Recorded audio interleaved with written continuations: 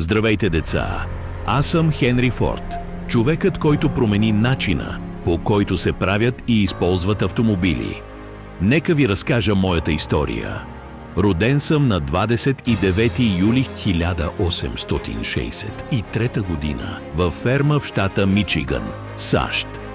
Като дете много обичах да разглобявам и сглобявам неща, за да разбера как работят. Веднъж дори поправих часовник на съседа ни, когато бях само на 12 години. Когато пораснах, работех като механик и научих как да поправям и строя машини. Но аз имах една голяма мечта. Исках да направя автомобил, който да е достъпен за всеки, а не само за богатите. През 1903 година основах своята компания Ford Motor Company. 2 години по-късно създадох автомобила Ford Model T. Той беше лесен за управление, здрав и много по-евтин от другите коли по онова време. Знаете ли, че го наричаха кола за обикновените хора? Но за да могат повече хора да си позволят този автомобил, трябваше да измисля по-бърз и по-евтин начин да го произвеждам. През 1913 година въведох поточната линия в производството. Това беше нещо ново и невероятно.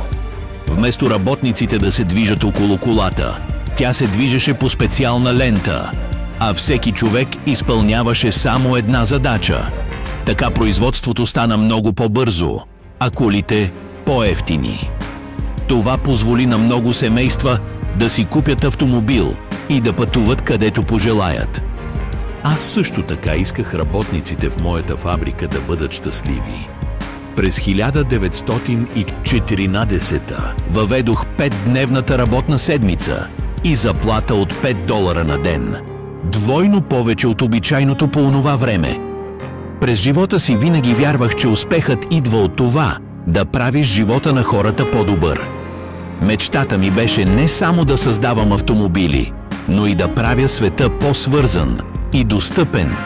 Отидох си от този свят през 1947 година в Дирборн, Мичиган. Но хората ще ме помнят с векове. Днес милиони хора по света карат автомобили благодарение на идеите и мечтите, които имах. Искам да ви кажа, деца, никога не спирайте да мечтаете. Дори най-обикновените неща, които правите днес, могат да променят света утре. До нови срещи, малки изобретатели!